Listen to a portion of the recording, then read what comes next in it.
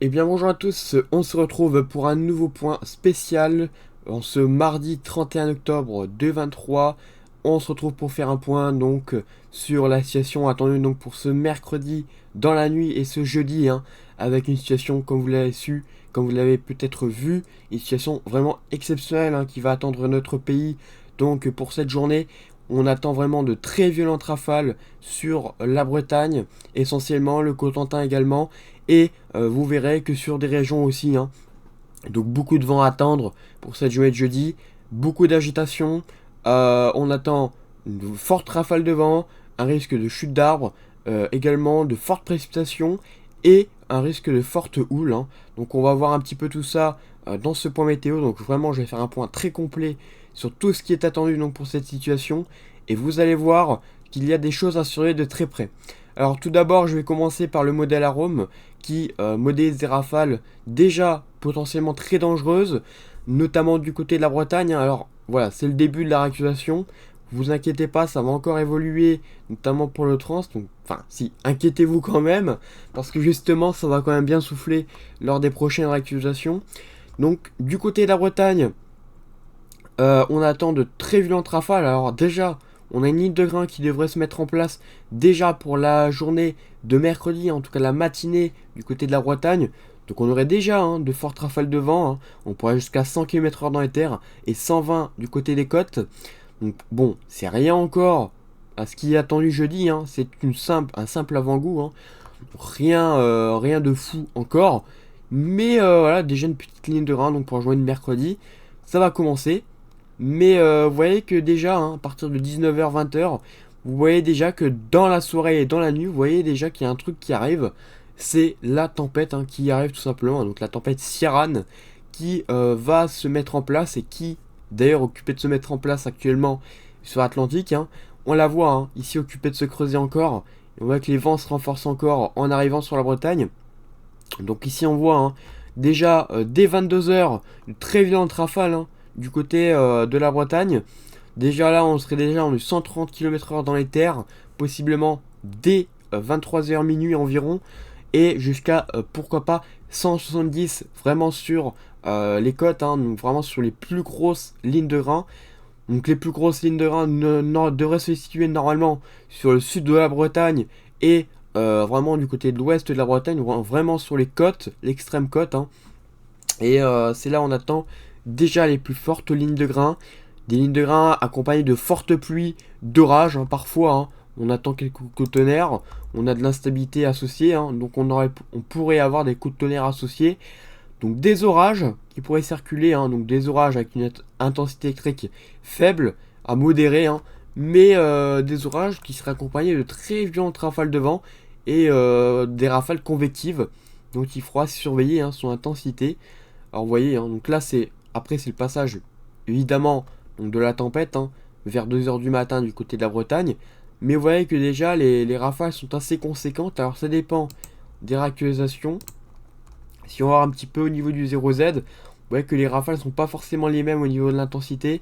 Par exemple, du côté de la Bretagne, on est par exemple ici à certains endroits à du 180 dans les terres. Bon, ça je crois pas trop. Je pense qu'on irait maximum dans les terres jusqu'à 150 km/h. Donc vous voyez déjà que c'est quand même énorme. C'est énorme. 150 c'est exceptionnel, on peut le dire. Mais vous voyez que sur les côtes, on irait jusqu'à 170. Localement, 180, c'est pas impossible du tout. C'est à suivre, c'est à suivre de très près. Même si généralement on resterait dans les 150 à 160, 170 du côté des côtes, on pourrait quand même avoir du 180, voire plus. Voilà, voire plus.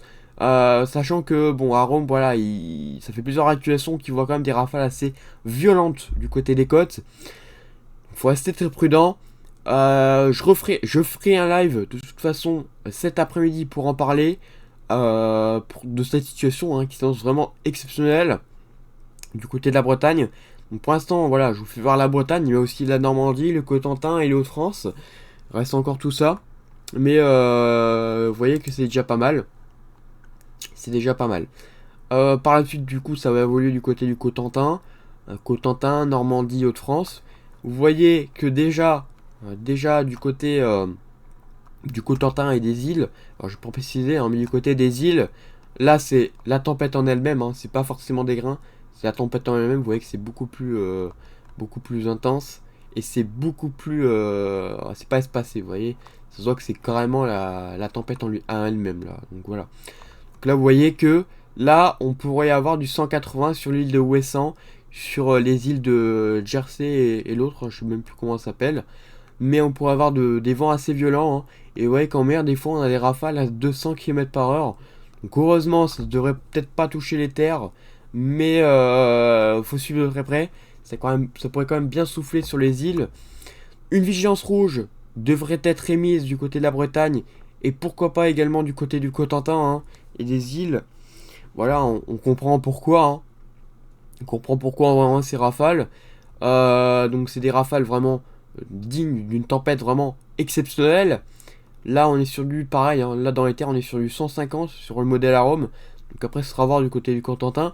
150 dans les terres, 170, voire localement 180 du côté des côtes, notamment du côté ou proche, notamment de Cherbourg.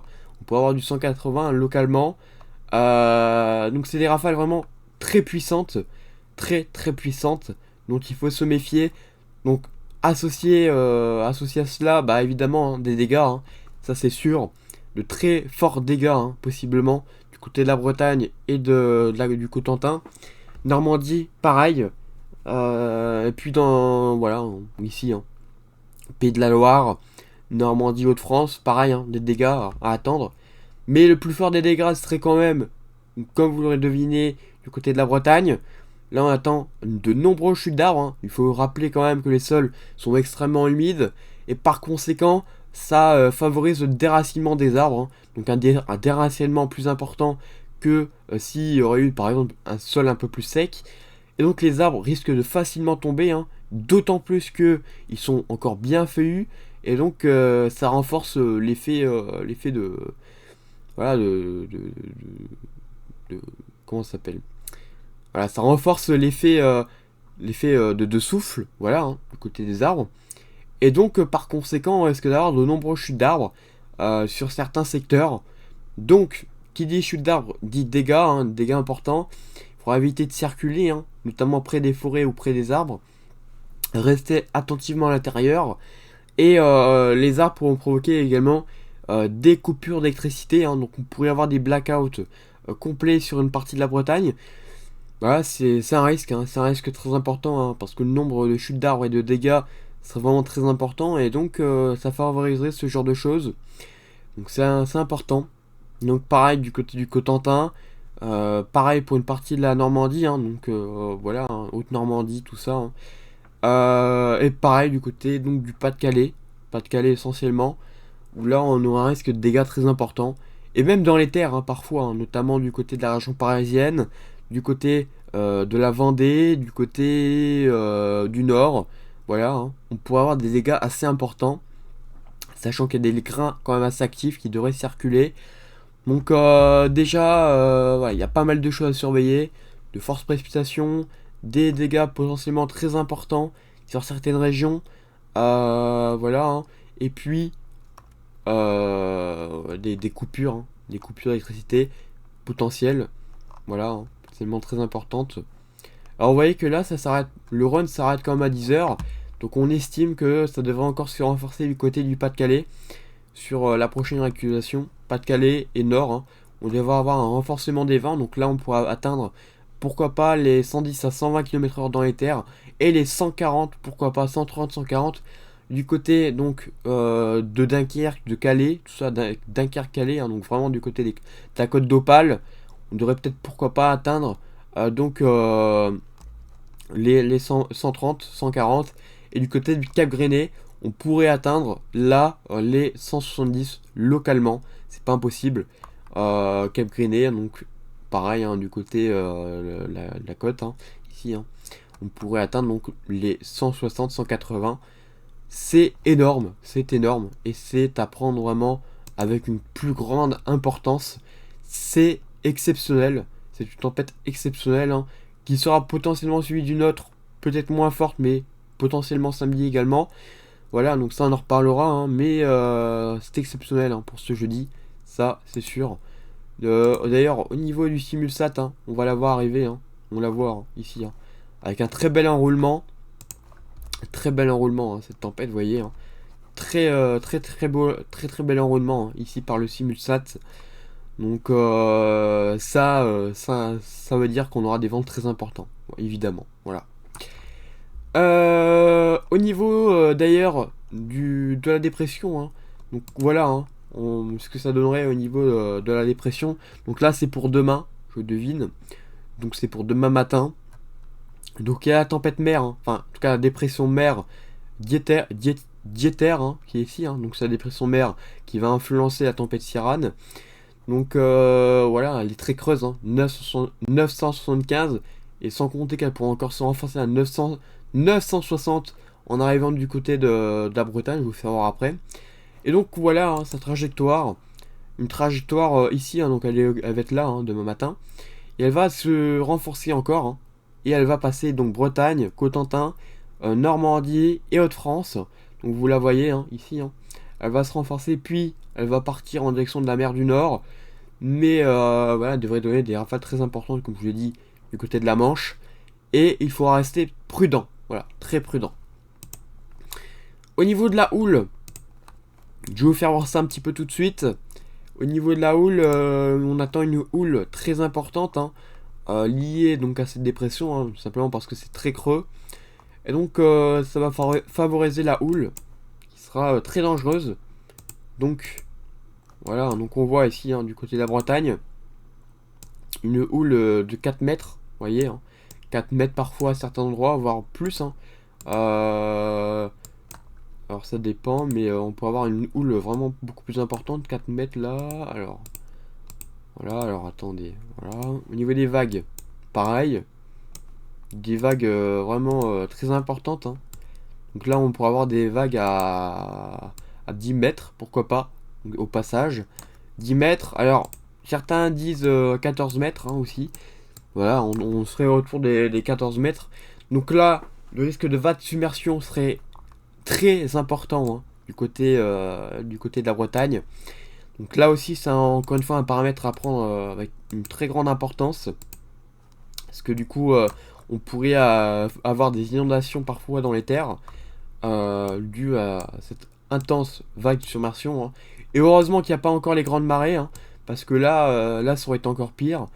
Mais déjà, au niveau des vagues, c'est déjà énorme hein, d'avoir du 11 mètres, 11 à 10 mètres. Voire certains voient carrément du 14. Donc c'est déjà énorme. Ça, faut le savoir. Et ça peut provoquer des dégâts donc sur les côtes. Et donc, il faudra éviter d'être sur les côtes hein, à ce moment-là. Hein. Éviter d'être trop près de la mer. Parce que vous pourrez vous faire emporter parfois. Donc, de toute façon, il faut éviter de sortir du côté de la Bretagne. C'est vraiment très important hein, ce que je vous dis. C'est une très grosse tempête. Hein. Même qu'il y a de la sous-estimation par certains modèles, ça reste quand même énorme. Ça reste quand même énorme. Et de toute façon, on attend à Rome. Hein. De toute façon, je ferai un live cet après-midi. Pour ceux qui regardent, donc ça serait mardi après-midi. Hein, ça serait peut-être déjà passé. Mais voilà, c'est très important. Ça mérite une alerte rouge, hein, de toute façon. Autant pour les vagues d'humidation, ça pourrait être orange, voire pourquoi pas rouge. Hein. C'est pas impossible qu'ils mettent rouge. Que pour donc les vents, ça pourrait être rouge aussi du côté de la Bretagne. Cotentin, pareil, on est vraiment pas loin, hein, du côté du Cotentin, pas loin de l'alerte rouge. Donc là aussi, faudra surveiller les vents. Bah écoutez, voilà, merci d'avoir suivi ce point, et donc on se retrouve donc bientôt pour un nouveau point météo, donc certainement demain. Pour suivre l'évolution de la situation du côté des Hauts-de-France. Voilà, hein. Donc ça va être un suivi donc de la situation de la tempête côté de France qui sera à suivre de très près. Voilà. Voilà, merci et à bientôt. Prudence.